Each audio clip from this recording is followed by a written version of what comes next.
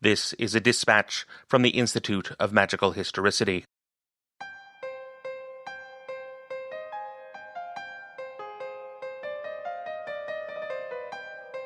These dispatches come in from across our worldwide network in New York, Zurich, Rochester, Prague, and San Francisco.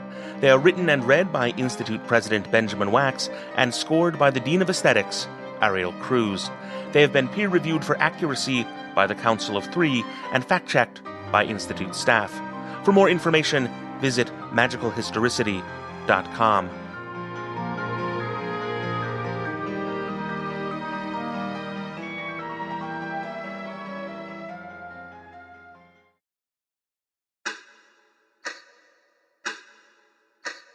Timekeeping. There once was a city built high around a mountain lake, famous for its watchmakers, its clockmakers, and its precision engineers. For centuries they had built the grandest and most elaborate clocks in the world, and the courts of queens and the armies of warlords were governed by their timepieces. Each of the truly legendary clockmakers, the pride of the city, seemed to give time a style and definition all their own. Time, in the hands of the watchmaker Cavendish, who lived 800 years ago, was a circle that invited you to stroll around its edges, seeking the center. While time in the hands of the clockmaster Garfinnan, who lived 660 years ago, was a slide that for all its precision seemed to accelerate the more you used it.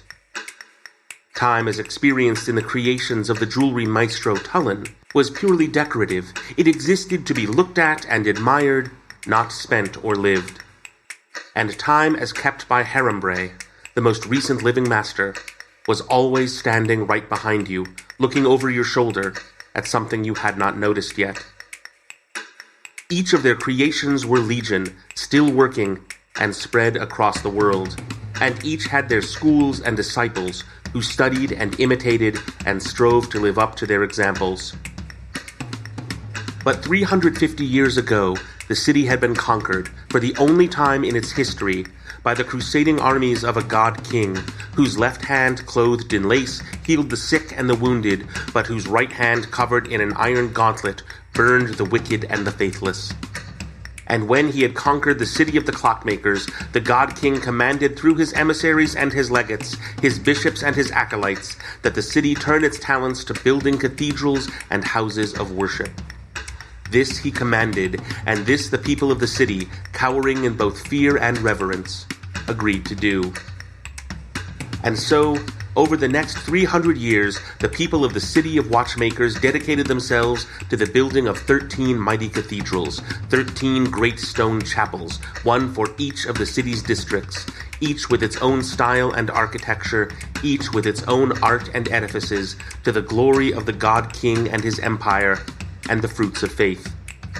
And because they intended them to be the greatest monuments of their skill in engineering, each cathedral had, at its highest point, a giant and intricate clock, each built by a different school of the city's masters, each keeping time in its own distinct style.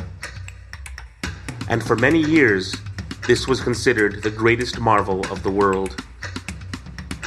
But as each master had their own vision of time, and each clock tower kept time in that style, in less than 100 years each clock was keeping time very differently from the others, and soon no two districts in the city kept the same time at all, even as each clock was working perfectly as designed. Soon the clock towers were so far apart that one would ring its bells to announce the noon hour just after another had chimed its carillons to report the coming of midnight, overlapping the bells of another as it proclaimed the sunrise. It was as though the 13 cathedral clocks were engaged in a debate about the nature of the universe, heedless of the little men and women who had created them and tried to live by their edicts.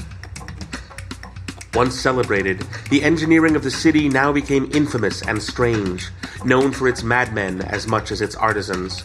And when at last the God-King immolated, never to return, and his empire broke into 100 struggling kingdoms, the city of the watchmakers was seen as a warning against the hubris of conquerors, gods, and engineers alike, each of whom can be useful in their place, but none of whose visions are to be trusted to speak on behalf of the world.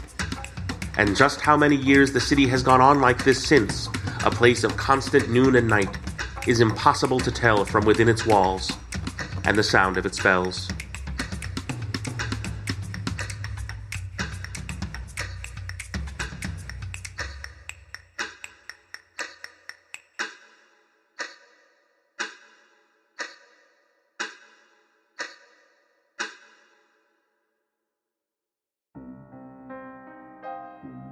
This has been a dispatch from the Institute of Magical Historicity.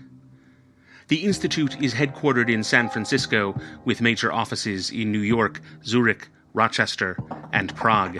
Dispatches are released twice a month on iTunes, SoundCloud, and other services, with additional dispatches provided exclusively to Institute members. Dispatches cannot be taken for credit, but can serve as course prerequisites. We'd like to thank our supporters, including Michael Ryan Garcia, Bob Summer, and Marissa Kroll. The Institute is a signatory to the Johannesburg Protocols and is in no way affiliated with Benjamin Winter or his estate. For more information, including a selection of workshops, books, artifacts, and certifications in magical historicity, visit magicalhistoricity.com. You can support the Institute or become a member on Patreon at patreon.com/magicalhistoricity.